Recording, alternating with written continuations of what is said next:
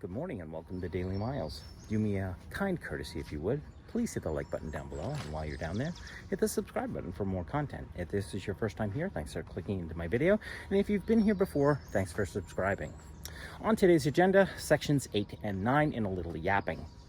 So yesterday I was sitting in my van and I was doing the edit for the video you probably just saw yesterday, and I hear this music playing. And I'll just explain what happened.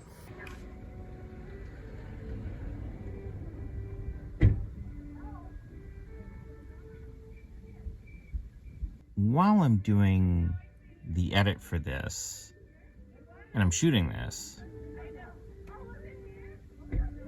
can you hear that? I'm really curious as to what that is. This has been going on for like the last hour or so. At first I thought it was like a birthday party thing. It's not. The birthday people have left. This is obviously somebody playing a saxophone. The question is, where? I have looked outside of my van,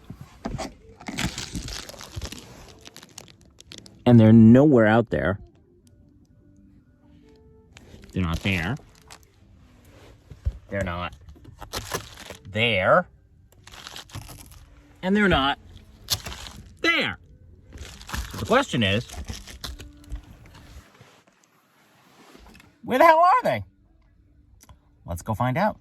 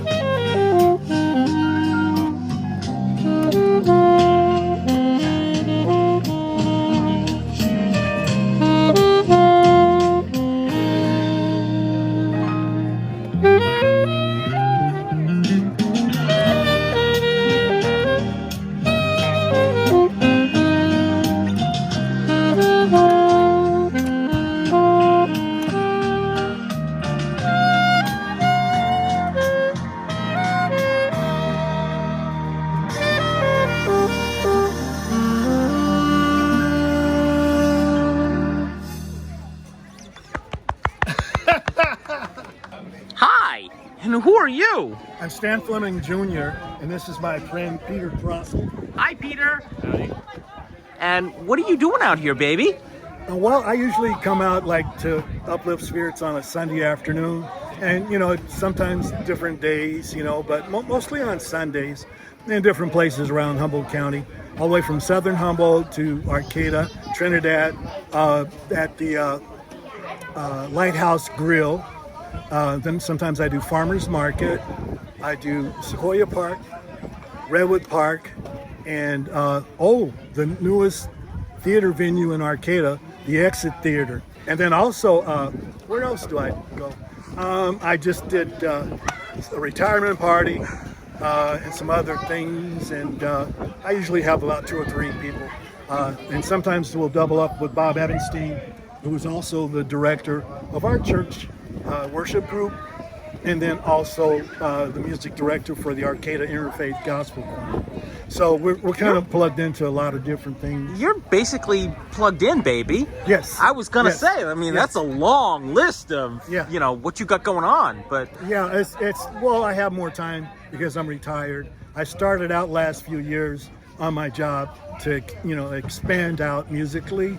And so I started doing a music curriculum / class in mental health. And so it's kind of given me more time since I've retired. Sweet. And so I've been called back to maybe do some more stuff. And so I might do it on a consulting basis or something like that. But my next big gig is at the Angelina Inn, which formerly Angelina Inn, in Fernbridge. So come on out this coming Tuesday, and you can hear me again if you guys would like. So come on out. And so it's so much fun. Got the barbecue going here. I was already here, and these people invited me to the birthday party here, which is so nice. Well, that's very kind And of that's them. how we do it in Humboldt County. Sweet. Yeah. Stan, right? Stan? Stan Fleming. Stan. Jr. Miles. And you are? Peter. So I met Stan. Nice guy. Nice music, actually. So right after that, I ended up meeting this woman, Donna, and her jazz band and ended up taking a few photographs for them. That's these guys. And hooked them up with a few photos for their band. So, ding! Doing a little payback, as it were.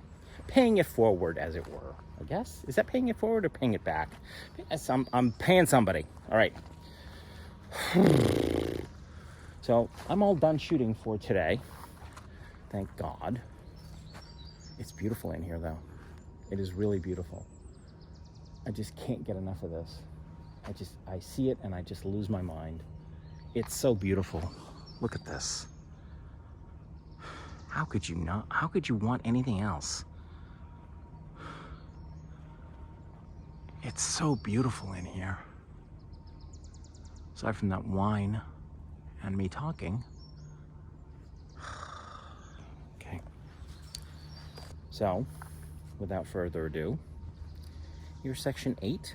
Amelia's story, chapter 4, section 8, Amelia's love life. My grandfather's plan seemed to be working quite nicely according to him, and that's when life threw him a curveball. Enter John McClenny, my genetic grandfather. John McClenny was Amelia's first husband. He had gone out for milk one night and never came back. My grandmother said that John wanted to be a merchant marine. However, he needed a little help getting a ship, and that's where the mob stepped in. She met John through a friend who himself was in the mob. They needed an inside man on a run to Johannesburg, and John needed the gig. His job was to smuggle precious jewels out of South Africa and bring them back to the States. Eventually, Amelia figured out where their money had come from, and it wasn't the merchant marines. She had put 2 and 2 together, and John had gotten a little too greedy, and the mob offed him because of it, or so she thought. She came to that conclusion because of a monster smoky diamond that he had come home with a few days before he disappeared. He had wanted to give the stone to Joni for her birthday, but he never got the chance. And the reason why all of this is important is because a friend of Amelia's swore that she'd seen John a few days earlier. And section 9. Amelia's stories, chapter 4, section 9, Amelia's love life. That's not possible. He's dead, Amelia said. Her friend was insistent that she'd seen John a few days earlier walking Warren Ave. No, he's dead, she said into the receiver. Phil came out into the hallway when he heard the statement. Her friend was quite adamant, though, that she'd seen John walking towards the school. Amelia hung up the phone, repeating herself, and then she explained to Phil what had happened. Phil had come over to make them dinner and to fix another leaky faucet that had magically sprung a leak, which was actually Joni's doing so that he'd get to spend time with Amelia after the whole Mr. Moose business. Wait, he's alive, said Phil. As my grandfather told me, my grandmother was all torn up about John's disappearance. She just never talked about it until once or twice when she got really, really drunk, and then and only then he'd gotten the whole story.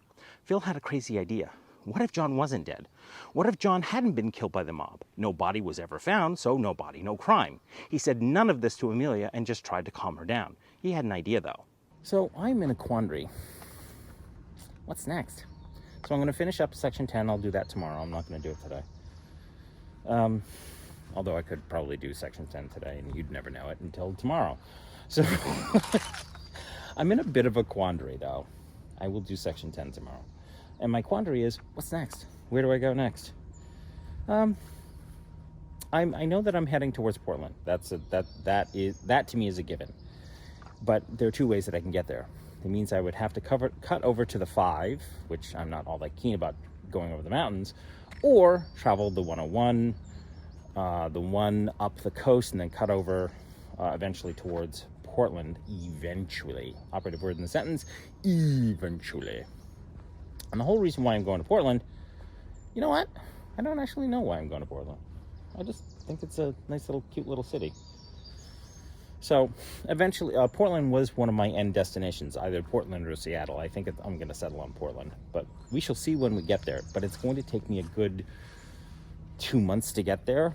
I'm going to go as slow as the crow flies, as they say. I don't know, I'll make up my mind in the next couple of days, but I don't need to make up that mind immediately. I do know that I need to, get on the road and get back on the road and get on the road ASAP when this is done. Alrighty, kitties, that is enough yapping from me. However, before I let you go, we have to do today's patron appreciation, which I do every single day from now until I run out of patrons. And today's patron appreciation goes to Leah. Leah I've known for about 3 years at this point. I met Leah through Tango. We were at, I think it was the Albuquerque Tango Festival. Danced with her. She had her arm in a sling and couldn't wrap her, couldn't hold up her follower. Like she couldn't hold my hand. So she basically wrapped this arm around me, and we had a lovely time. I was a little surprised at just how lovely she was to dance with. So anyways, I've known Leah for about 3 years, and part of the reason why she is one of my supporters is because she took me in just as the pandemic struck, and I basically lived in her house for 1.5 years. Oodles of fun there. I'm not kidding. She's loads of fun to hang out with. That's not a sarcastic statement. I love Leah. She is loads of fun and just smart as a whip, and just funny and engaging. So Leah has donated to the project on multiple occasions, and even though she probably doesn't watch my videos, she does actually give a rat's fuck about me. So to her taking me in for 1.5 years, for basically I had no place else to go, and for donating to the project, I just wanted to say a heartfelt thank you, Leah. Without you, I probably never would have made it through the last 3 years of my life. So thank you very much, dear.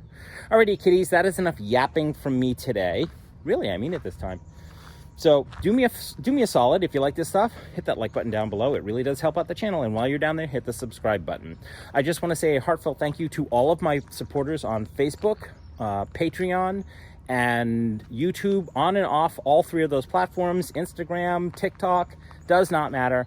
I just wanted to say thanks a bunch for showing up and watching this stuff. If you like it, show some love. Otherwise, have yourselves a great day, and I look forward to seeing you in the next Daily Miles. Bye.